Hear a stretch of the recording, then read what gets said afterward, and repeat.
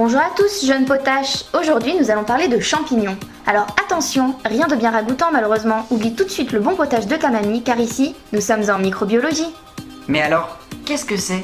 Tout d'abord, il faut savoir que les champignons, aussi appelés mycètes, ne sont plus considérés comme des végétaux, mais forment leur règne autonome, le règne fongique. Il existe différentes classes de mycètes qui les regroupent en fonction de la composition de leurs parois, de leur structure et de leurs organes reproducteurs. On distingue ainsi 4 types de champignons: les basidiomycètes, les zygomycètes, les deutéromycètes et les ascomycètes. Mais attendez, partez pas sans votre dose d'histoire. Du moins, sans savoir que l'existence des champignons remonte à plus de 350 millions d'années. Et ouais, on a retrouvé des prototaxites à divers endroits sur notre planète depuis une 150aine d'années. Ces derniers sont la source de nombreuses théories. Tu l'auras compris, il est très difficile de dater leur apparition, puisqu'ils sont indispensables à la vie.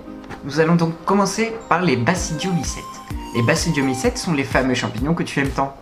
Ceux que tu vois dans ta tête quand on te parle des champignons. Mais ce ne sont pas ceux dont on va parler aujourd'hui. Nous allons nous intéresser aux champignons microscopiques. Les zygomycètes, quant à elles, contiennent différentes moisissures, dont les lymphes, qui sont une structure végétale des moisissures, qui peuvent être soit coénocytiques, c'est-à-dire sans segmentation, ou septées, avec segmentation. Il existe 3 types de classes de zygomycètes. La première est les mucorales, comme le Rhizopus nigricans, qui est la moisissure de pin, et qui sont saprophytes. Les moisissures se forment donc sur des matières organiques mortes et provoquent la décomposition des débris organiques, des matières grasses, et certains se trouvent en parasites sur d'autres champignons ou plantes. Les mucorales sont donc des moisissures courantes qui peuvent dégrader les sucres ou l'amidon pour certaines, mais pas la cellulose. Il y a également les entomophorales qui vivent généralement en parasites sur les insectes et très rarement sur les plantes. Pour finir, il y a les zoopagales, des champignons qui vivent dans les sols ou dans les eaux douces.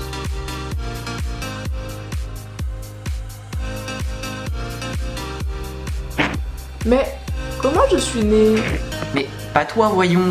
Nous parlions des zygomycètes. Les zygomycètes se reproduisent de façon sexuée et asexuée. Les zygomycètes sont en effet constitués de spores, se trouvant dans le sporange, et de zygospores.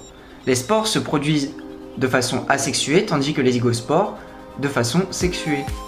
Les zygospores sont donc obtenus par 2 îles différentes, une plus et une moins, qui fusionnent. Une paroi résistante se forme afin de lui permettre de résister à toutes les conditions, et la reproduction de zygospores se fait à l'intérieur de la plante. Ah d'accord, je comprends mieux maintenant.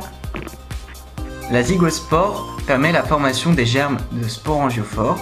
Il s'agit ici de la structure reproductrice utilisée pour la reproduction sexuée et dont les spores assurent également la reproduction asexuée. Ces spores se trouvent dans le sporange qui est par la suite détruit et les spores libérées se reproduisent ensuite entre elles. La reproduction de spores se fait sur la surface des plantes. Passons maintenant aux deutéromycètes. Nous pouvons citer 2 champignons célèbres qui font partie de cette classe, le pénicillium et le Pénicillium camemberti. Ça ne te dit rien? C'est grâce à eux que sont fabriqués la pénicilline et le camembert. Eh bah oui, on ne fait pas que des omelettes avec les champignons, on peut aussi fabriquer des antibiotiques et du fromage. Il existe plusieurs espèces de pénicillium, environ 200 espèces.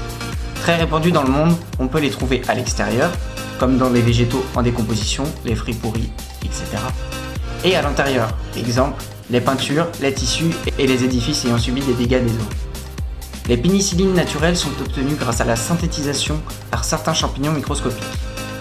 L'avantage de ces pénicillines naturelles, c'est qu'ils empêchent la synthèse de la paroi bactérienne et stoppent donc la multiplication des bactéries. Ils sont utilisés afin de traiter les infections. Ok, pause. Pardon, mais qu'est-ce que vous faites là? Non mais laisse-moi, j'ai des choses à te dire. Ok, laissez-moi vous expliquer cette superbe découverte. Vous connaissez tous Pasteur, je suppose. Mais si, forcément, les vaccins, l'Institut et la pasteurisation. Eh bien, ces antibiotiques pénicilline sont également sur son tableau de victoire. Enfin presque. Lui et De Jourbel ont réalisé les premières constatations en injectant Bacillus anthracis chez des animaux, qui par la suite ne tombaient pas malades. Oh, bonjour, c'est moi, l'ourson. C'est vrai qu'après quelques années, en 1928, c'est le docteur Alexander Fleming qui a retrouvé son laboratoire en retour des vacances avec une contamination par Penicillium notatum du laboratoire voisin. Quelle joie, ils ont mal travaillé à côté. Il décide tout de même d'étudier cette contamination, sur laquelle il constate que les staphylocoques ne se développent pas à proximité du champignon. C'est ainsi qu'est née l'hypothèse que la pénicilline peut bloquer le développement de certaines bactéries et publie en 1929 sa découverte. Bon, elle est quand même sacrément difficile à purifier quand il l'oublie tous un peu avant de redevenir intéressante une dizaine d'années plus tard. Merci de m'avoir écouté, je te redonne la place. Merci. Le pénicillium est en effet un allergène qui peut provoquer des allergies telles que l'alvéolite, le rhume de foin ou même de l'asthme.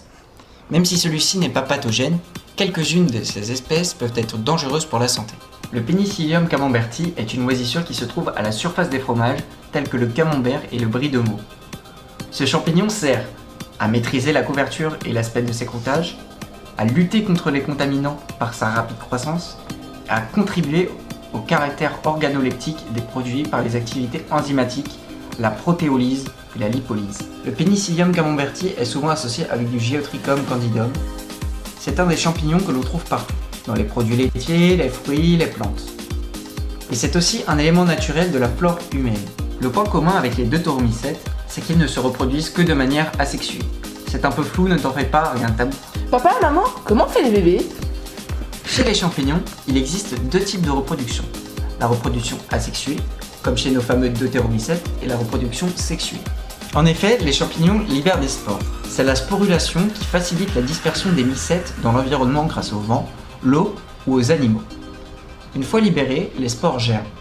La germination est caractérisée par l'émergence d'un tube germinant à partir de la spore fongique. Une spore peut germer dans toutes les directions grâce à des ramifications. Ça s'appelle un mycélium. Pour que la reproduction ait lieu, il faut que notre brin de mycélium rencontre un autre brin de mycélium compatible avec lui.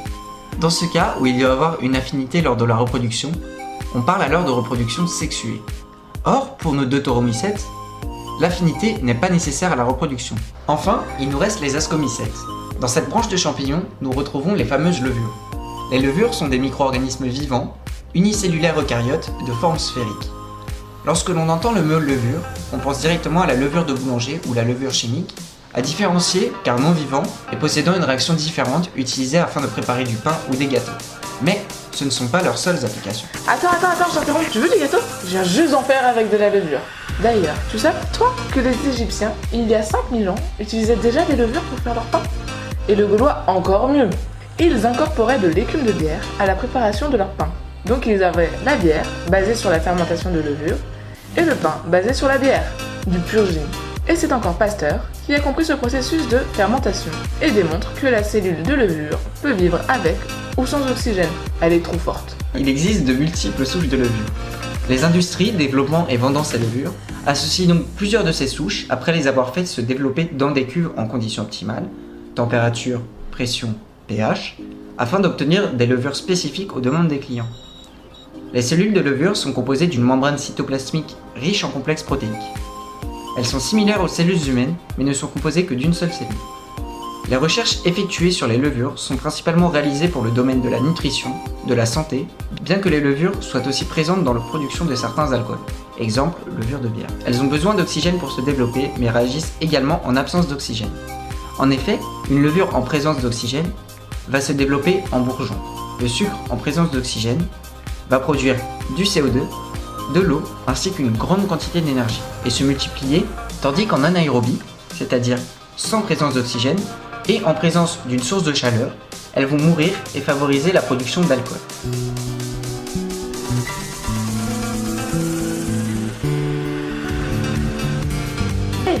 J'ai un dernier truc à vous proposer. Un tout petit quiz sur les applications des champignons. Le concept est très simple.